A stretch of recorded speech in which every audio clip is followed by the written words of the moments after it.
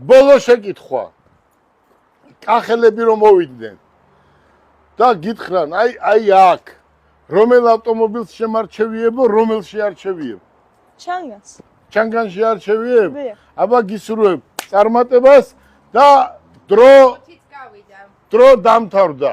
მოდი, ახლა უკვე მე და ნათია შევაჯამებთ, დაბრძანდით თქვენ ადგილზე დაბრძანდით. ნათია, თქვენ დიახ.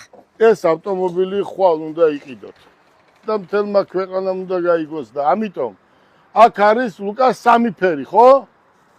თეთრი, მარგალიც ეძახიან, ხო? ნაცრისფერი რომელია დათო? ეს მოკრე ასვალს რო ეძახიან, ხო? და შავი და მუქი ლურჯი. მოკლედ 4 ფერი გვაქვს. ნათია, დღეს ძალიან მნიშვნელოვანი დღეა. თან ახალი ავტომობილები შემოგვივიდა, დაუბრუნდეთ უკვე დღეს და აი ამ ავტომობილების გაყიდვაც უკვე ამოვყიდეთ ის 1-2 პარტია, ახლა მესამე პარტია შემოვიდა. ეს ავტომობილი უკვე ყველამ გაგაცანით და ვიზუალი კიდევ ერთჯერ მინდა აჩვენო. აი შეხედეთ, უბრალოდ აი მართლა მე არ ვიცი $29,900 განვადებით რა უნდა იყიდო მითხარი. აი მე არ ვიცი, აი ისეთი დახვეწილია, ისეთი მაგარია 10 წლიანი გარანტიით.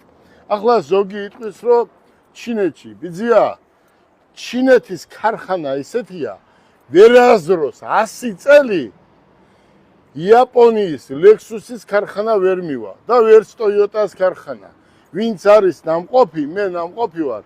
Mercedes, BMW-ს დათო და Volkswagen-ს, აი თვითონ Toyota-ს უკვე ყველა ქარხნები არის ჩინეთში და ისეთი ქარხნებია, რომ იაპონელებს ვერასდროს რომ ვერ დაესიზმრება და ვერც გერმანელებს. ახლა ვიღაცას ყავს Opel ან რამე და ჩემი მანქანა გერმანულია.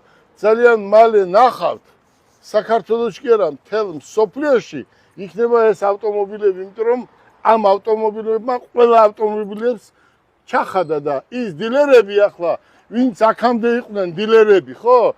დარბიან ახლა ჩინეთში, რომ რამენაირად დილერობები აიღო და ეგერ აგერ ხსნიან ახლა, იმიტომ რომ იციან, რომ ის შენი გერმანული ავტომობილი და იაპონური ავტომობილები ხვალ არ იქნება, ხვალ ყველა ეს ავტომობილი ნათია მაინც ჩინეთიდან შემოვა, იმიტომ რომ თვითონ იაპონელებმა, გერმანელებმა, ბრიტანელებმა იყიდეს ეს